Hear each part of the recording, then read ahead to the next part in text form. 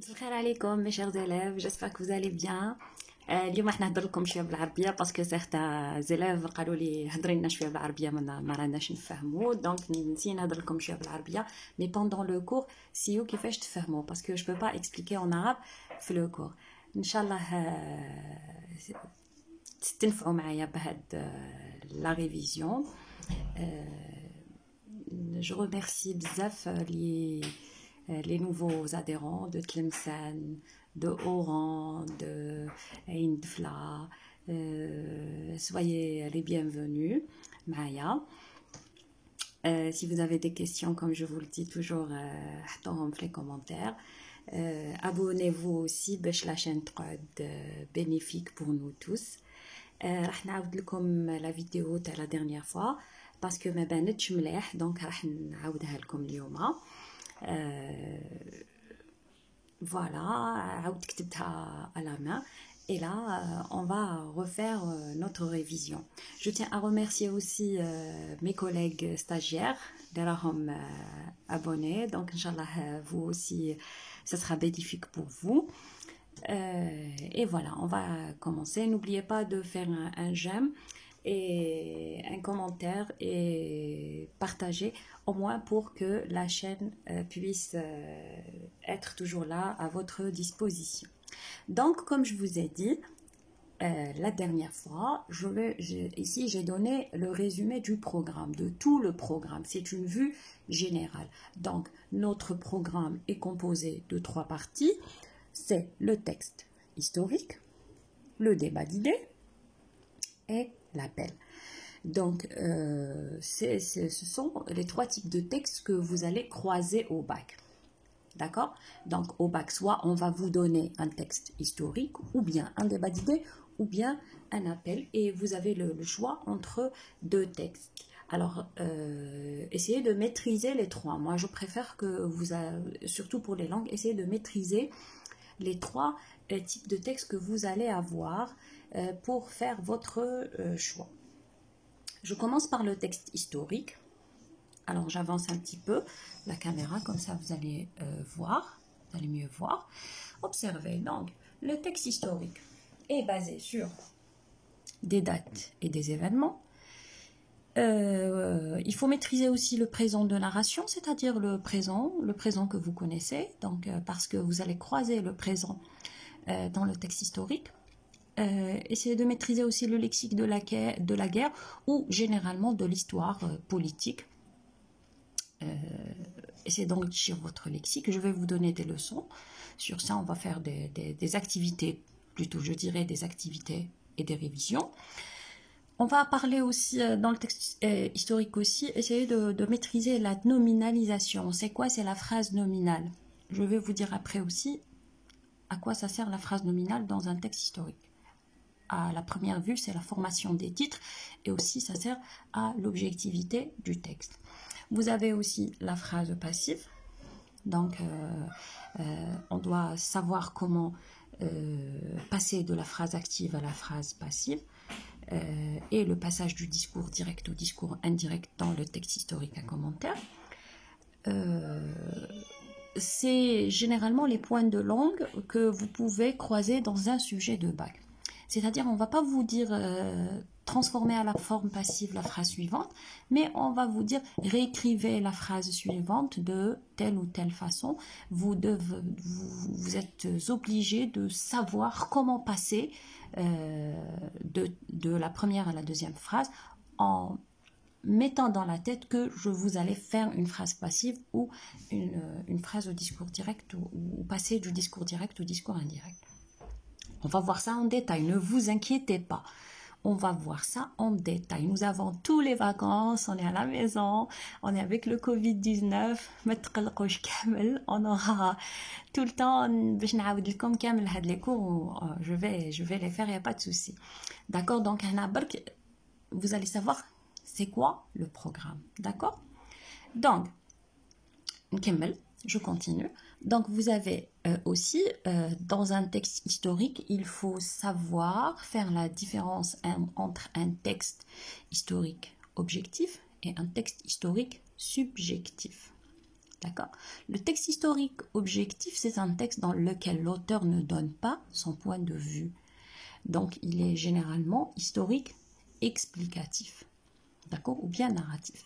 Donc, dans un texte historique où l'auteur ne donne pas son point de vue direct ou indirect, donc le texte, il est objectif.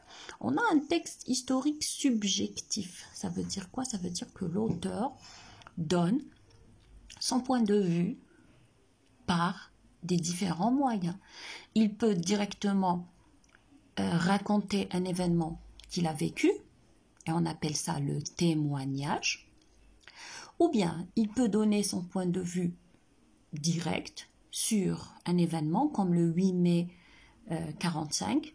Il va nous dire directement que il est contre ce qui s'est passé le 8 mai 45, c'est un crime de guerre, etc.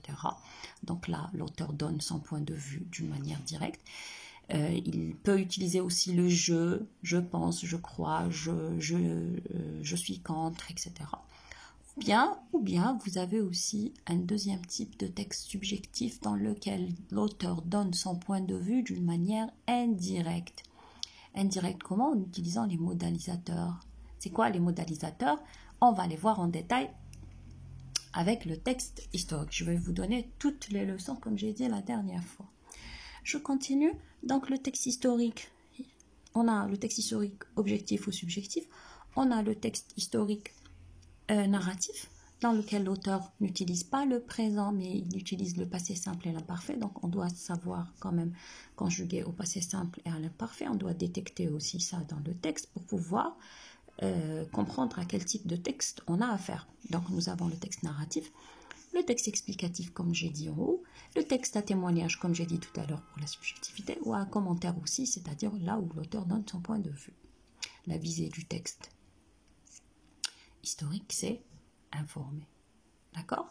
Donc là, pour le texte historique. J'espère que vous avez compris. Si vous avez des questions, laissez-les dans les commentaires comme je vous ai dit. Je passe ensuite au débat d'idées. Le débat d'idées, c'est quoi? C'est un ensemble de points de vue. Alors, je peux avoir le point de vue de l'auteur ou le point de vue de plusieurs personnes rapportées par l'auteur. L'essentiel, le débat d'idées est différent du texte historique. Le débat d'idées, c'est un thème, c'est prendre un thème d'un tel ou tel point de vue ou d'une telle ou telle vision. Alors, dans un débat d'idées, vous avez les thèses. On peut avoir une thèse, deux thèses, trois thèses, ça dépend. Les thèses, c'est les points de vue. Vous avez aussi à détecter ou à relever les arguments. Les arguments, c'est quoi les arguments? Les arguments, c'est les preuves données par l'auteur pour prouver son point de vue. Comme j'ai dit, ça pourrait être l'auteur, ça pourrait être un point de vue rapporté par l'auteur. Donc, si nous avons un point de vue, le point de vue n'a aucune valeur si il n'est pas appuyé par des arguments. Les arguments, c'est les preuves. Les preuves.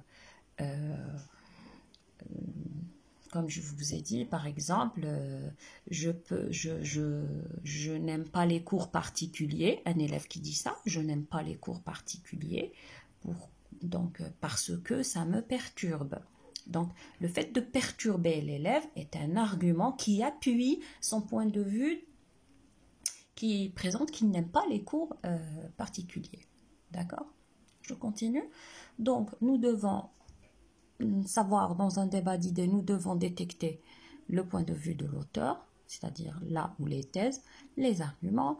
Nous devons aussi savoir et connaître le rôle des articulateurs.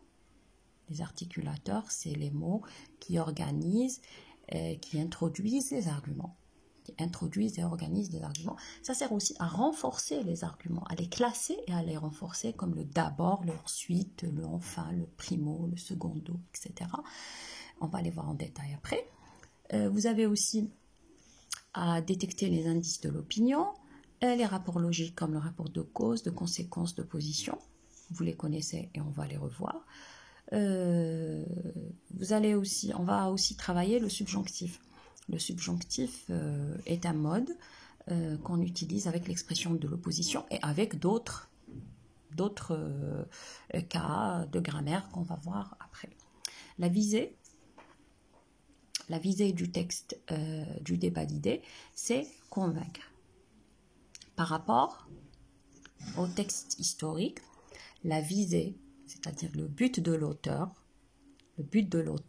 c'est informer dans un texte historique. C'est informer.